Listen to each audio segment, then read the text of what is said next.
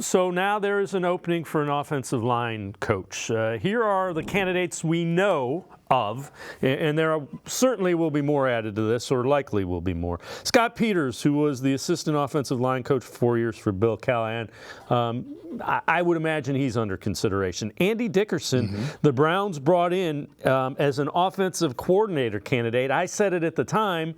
I thought it might be because they would look at him if Bill Callahan moved on. He was the offensive line coach for the Seahawks for Shane Waldron and Pete Carroll.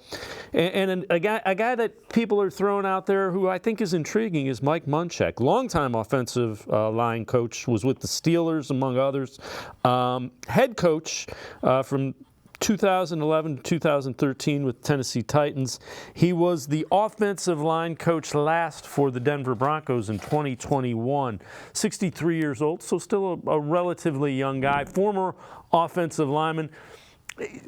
They got to get a guy that doesn't miss a beat. You know, you had DeJuan Jones, who was, you got to continue to develop him. Can somebody help even Jed Wills take a step forward? I mean, there are some key things that you need to happen with the new offensive line coach.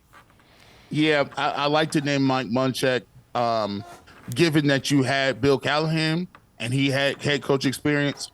Mike Munchak played the position on offensive line, has been around for some teams that like to consistently run the ball. He has that experience. That's a good name. I've always thought like you said with the Andy Dickerson, interview, sometimes we've all been interviewing some different places, right?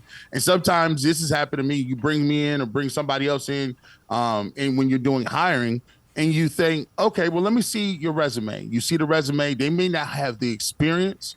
They may not have some of the polish that you want. And sometimes they may be a little bit over their head for the position you're hiring for.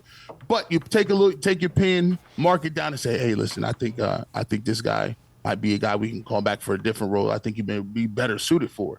And so Dickerson is a candidate who's already been already interviewed with the Browns. They know him. They like him, evidently. And now you can get to a position and say, hey, we didn't offer you the offensive coordinator position, but hey, are you interested in this position as well? And then obviously the assistant offensive line coach who's been there, the added bonus is he's already been in the room. He's already knows those guys. So that he has the inside leverage in that, so to speak. He's been around Bill. Bill has probably intimately taught him some of the things that, how he does things, how he's got to watch, sit behind him and watch how he does it. And plus he knows the guys and what they've been working on consistently for 4 years. And if you want somebody to be able to hit the track running and have some familiarity, you go with an inside hire like that. And now you could keep it rolling with the progression for DeJuan Jones, Jed Wills. You want to see Luke Whippler,